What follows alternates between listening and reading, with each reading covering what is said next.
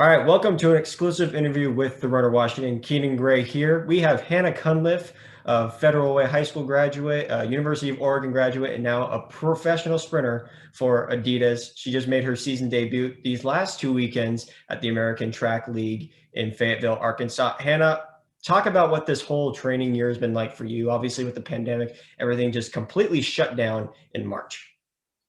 It was real hectic. Like I told you, I moved from Orlando to Jacksonville as soon as everything locked down. So that was pretty nerve-wracking a little bit. I was very anxious. Then going into a new group, learning new drills, meeting people, like just whole new environment. So it was different to adjust. And then while dealing with the pandemic, but it definitely was in my benefit, I would say.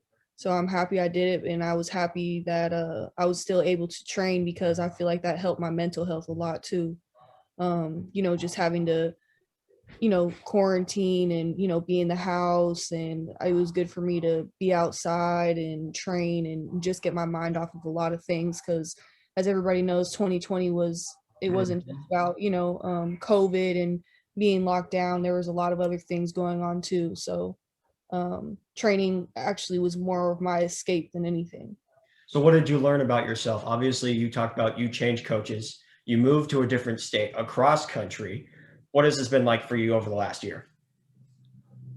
um like as far as just in Just like general or what? developing with a new coach, you're in a new environment, you're not on the West Coast anymore. I mean, I enjoy training in warm weather, so that was good. I think me and my coach have a good relationship compared to, some other ones that I've had. And I feel like he invests a lot into his athletes, which I really appreciate, especially the level that we are competing at now as professionals and trying to train for the Olympics. And like I said, it's odd to adjust and pick up your whole life and move. But like I said, it was necessary, and I'm happy that I feel like it benefited me more and everything ended up how it was supposed to be. Going back to your first race, I want to say before Super Bowl weekend, so I guess that was January 31st or Yes. something like that. Talk about what it was like finally to get back out on the track, and did it just how nervous, or I guess like when did you finally realize, oh, I'm back in race mode now? I was really nervous because, it's my first meet. Haven't competed in indoors since 2017. So my heart rate was up like 4 or 5 days before the meet. Every time I thought about the meet, like I was looking at my Apple Watch and I was like, oh my gosh, like I need to relax, like super anxious. But I feel like the more meets that I do, like the more relaxed I get and just comfortable in getting into a meet rhythm again, which I think is really important for me this season. So just trying to get as many as meets possible and just make small improvements from there. And that meet in particular, you open up, I believe, with a 7.31 in the 60 prelims, and then you go on to do another season best in 7.26. So how did you feel with your first race back in like a year or maybe even more? How'd you feel you performed?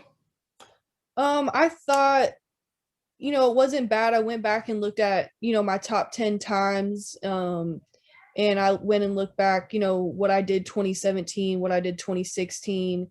And my first race is usually really average. Like I just need to get the jitters out. Um, yeah, I just kind of like lose my mind and just go out there and race and not execute as well. So it's always good for me to get the first meet out of the way. And I was happy that, of course, I made an improvement in final. And I just feel like each race I get, I'll just keep making small improvements and build from there. And you did make an improvement on Super Bowl Sunday with another season best in prelims and also in finals. So what was the mental approach and race approach going into the 60 meter? And then we'll talk about the 200 a little after that. Um, for me, it was just like I said, just being relaxed. I was definitely way more relaxed going into the meet and just focusing on myself, not worrying about anybody else around me, and just trying to execute as best as possible what we've been, doing in training for the past few months and trying to execute that in a race is very important. I mean, just because you do it in practice doesn't mean you'll do it in a meet. Like, so there's a lot of things like just being consistent and like I said, just each race executing and building from there. So I was real happy that I keep progressing, because last year 2020 when I did the 60s, I was each race was slower and slower. So for me, it was, the positive was, okay, you're getting faster and faster each race. But of course, like I'm very competitive and I don't like to lose. So it's hard for me, like I said, I just have to take the positives from it, but it's hard for me sometimes to like, okay, just be patient, take the little things that you did from the meet and go forward from there because I am very competitive. And then the 200, obviously you had your season best times, but then you had another season best because it was your first race of 2020. How do you feel that race in particular, since it is a longer distance than the 60-meter?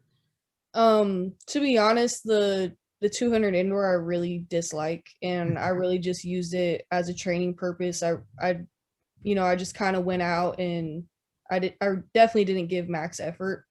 Um, so I I really like the 200 outdoor. Like that's been my favorite. College, I did it for points and to help my team, but I really didn't like it indoor either. So it was good training and definitely ready to run the 200 outdoor this year. Hey, I would take a 23.4 any day. For me, being a distance runner, I would love to run that for a 200-meter. But you were just surrounded by so many fast ladies that day. Some that were Olympians, some that were close to being Olympians. What was it like racing against them? It's always nice. I love competition. It's great. Great to have people around you that are very talented so they can push you.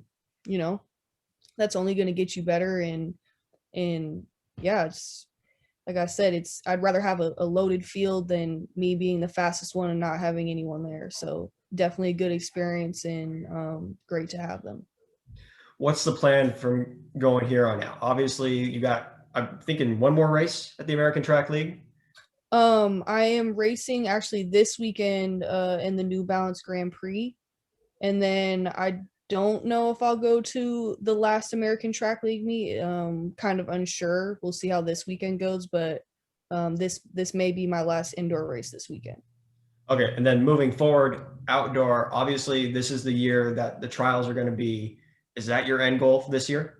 Of course, my coach told me that is what he's preparing me for, is to run well at trials and run well at the Olympics. So just been really training through all of these meets and trying to execute what we've been learning in practice. What would be your message out to all those people out there? I mean, yes, you've won a national championship, but you haven't been on the biggest of stages like this one before. So, what is your message going out to those in USA Track and Field, or perhaps even around the world?